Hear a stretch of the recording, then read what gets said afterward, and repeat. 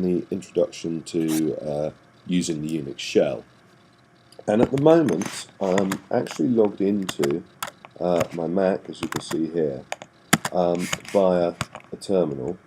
And if we have a quick look at this machine, see it's my basic Mac, and the host name is JPM, which is just my initials for the machine name. And the first thing I'm going to demonstrate is the fact that learning to use the shell is an incredibly powerful thing.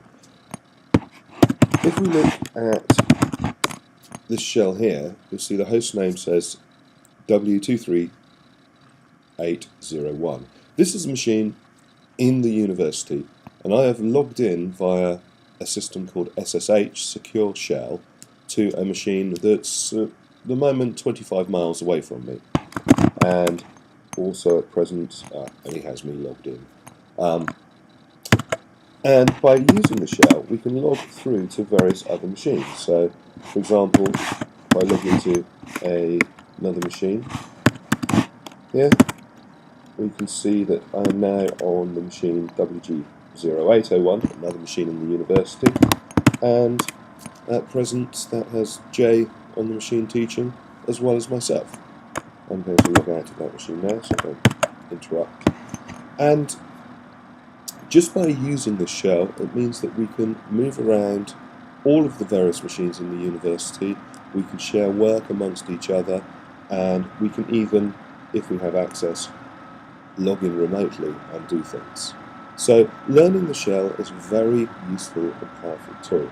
And this next set of videos is just going to teach you some of the basics of using the shell, navigating around the shell, and learning basic Unix commands, which will become useful as we start to learn shell scripting, Python programming, and if you're doing more advanced programming, C++.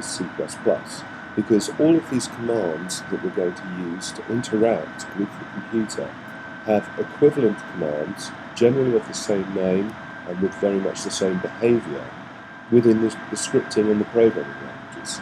So we're basically learning a very useful transferable skill. And it will also make us much more efficient at using the computers. And once we learn the shell, we will find that it's actually a lot quicker and a lot more powerful than using the Finder or the Windows Explorer or the Linux equivalents.